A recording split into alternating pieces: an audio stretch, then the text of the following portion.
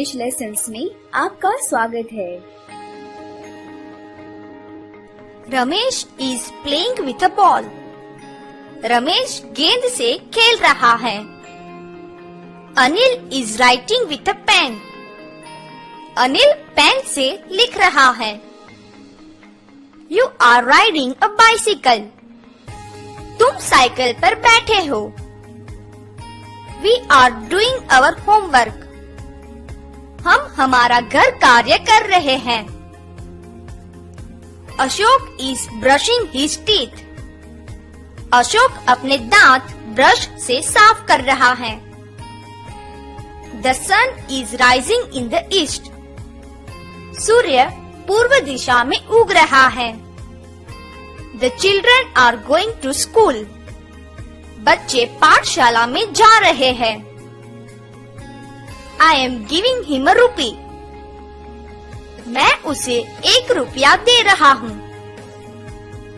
Sarla is taking the pen from the drawer. Sarla खाने में से पेन ले रही है। तो चलिए दोस्तों, अब हम चालू वर्तमान काल के प्रश्नार्थ वाक्यों को देखते हैं। Where are you going? Where का मतलब है कहाँ।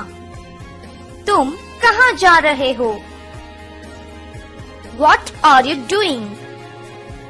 What का मतलब है क्या। तुम क्या कर रहे हो। Why are you giving me a rupee? Why यानी क्यों।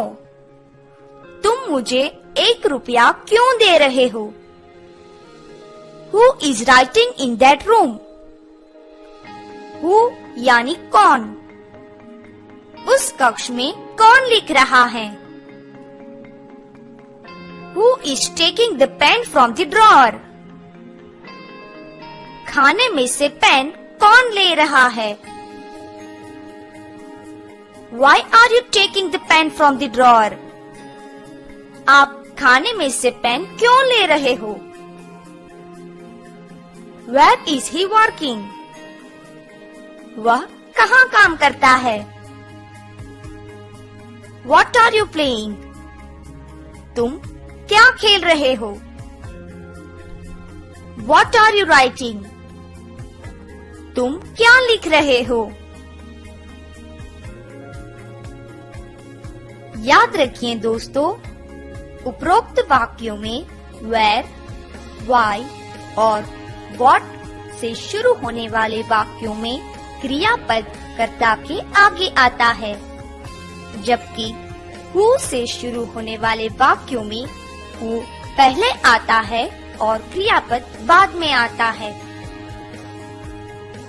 तो चलिए अब हम कई वाक्यों में इस्तेमाल होने वाले संक्षिप्त रूपों के बारे में देखेंगे। संक्षिप्त रूप यानी कॉन्ट्रैक्टेड फॉर्म्स। बातचीत करने में टू बी क्रियापद के बहुत से स्वरूप संक्षिप्त किए जाते हैं। आगे हमने संक्षिप्त रूप के बारे में थोड़ा सीखा है, तो चलिए इसकी ज्यादा जानकारी प्राप्त करते हैं। I am का संक्षिप्त स्वरूप होगा I am। You are का संक्षिप्त स्वरूप है your। He is का संक्षिप्त स्वरूप है his। इसी तरह से she is का संक्षिप्त रूप होगा she's। it is के संक्षिप्त रूप को हम कहेंगे its। they are का संक्षिप्त रूप है they are। इस ट्यूटोरियल को देखने के लिए धन्यवाद। मिलते हैं अगले लेसन में।